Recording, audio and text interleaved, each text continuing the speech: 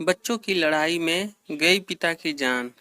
ये कहानी एक गांव की है, जो कहने को तो एक गांव है, पर यहाँ एक इंसान की जरूरत की हर सामान मिल जाती है। दूसरों के लिए ये सिर्फ एक गांव है, पर मेरे लिए ये मेरी जन्मभूमि है। और जन्मभूमि किसी जन्नत से कम नहीं होती। इस बात का एहसास शायद आपको हो न हो, पर जो लोग अपने गांव, अपने शहर, अपने घर और परिवार से दूर हैं, उनसे पूछिए कि जन्मभूमि क्या है। इस कहानी में मैं लड़कों का फेक नाम इस्तेमाल कर रहा हूँ, अहमद और अकबर। अहमद उम्र में बड़ा था। वो पास के शहर में किसी गैराज में काम करता था। जब से वो गैराज में काम शुरू किया था, तब से वो अपने पास हमेशा 1.5 फीट का रॉड रखता था। शायद ये रॉड रखना उसका शौक था। वहीं अकबर एक सीधा साधा लड़का था। वो अभी 6वीं क्लास में पढ़ता था। पढ़ाई के अलावा कोई ताल्लुकात नहीं रखता था। अपने माता पिता, दादा दादी के कामों में हाथ बटाता था। ये कहानी अभी कुछ दिन पुरानी है, बल्कि इसे कहानी कहना अच्छा नहीं लगता, क्योंकि ये एक सच्चा वाकया है और सच्ची बातों में कोई मिर्च मसाला नहीं लगाया जाता। ये बात लगभग महीने दिन पुरानी है। 2 बच्चे आपस में खेल रहे थे। किसी बात पे दोनों में तकरार हुई और ये आपस में मारपीट कर बैठे। झगड़ा ज्यादा बढ़ गया। कोई आसपास छुड़ाने वाला नहीं था। अहमद अपना रॉड उठाया और अकबर के सिर पर मार के भाग गया। साथ में खेलने वाले लड़के गांव वालों को खबर किए, जिससे उसे अस्पताल में भर्ती कराया गया। लड़के का केवल सिर फटा था, पर चोट गहरी थी।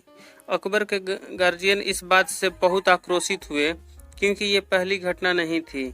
अहमद ये काम एक बार और कर चुका था, जिससे उसके पापा माफी मांग के मामले को निपटा दिए थे और दोबारा ऐसी गलती न करने की प्रॉमिस की थी।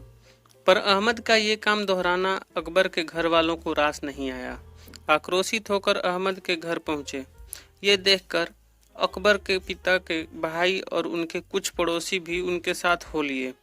पर अब की बार अहमद के पिता माफी मांगने की बजाय अपने पूरे फैमिली को लेकर छत पे चले गए और ऊपर से पत्थर फेंकना शुरू कर दिया, जिससे अकबर के साइड के सभी लोगों को गंभीर चोट आई।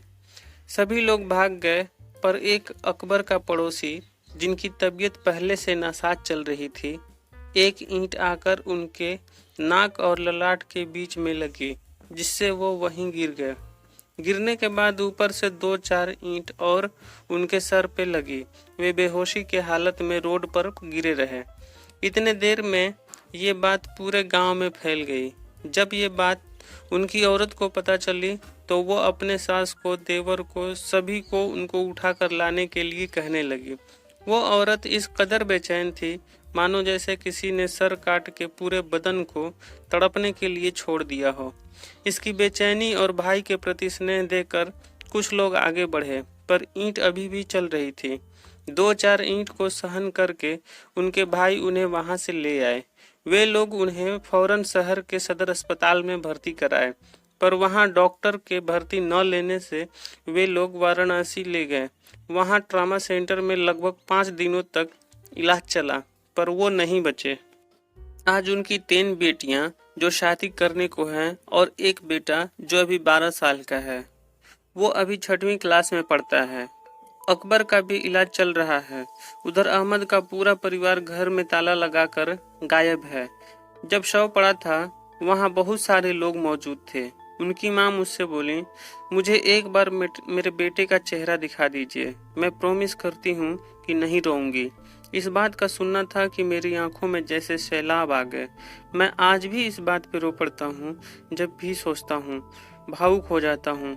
मेरी ये लिखने का प्रयास कैसी लगी, मुझे कमेंट करके बताएं। मुझे सपोर्ट करने के लिए मेरे चैनल को सब्सक्राइब करें। धन्यवाद।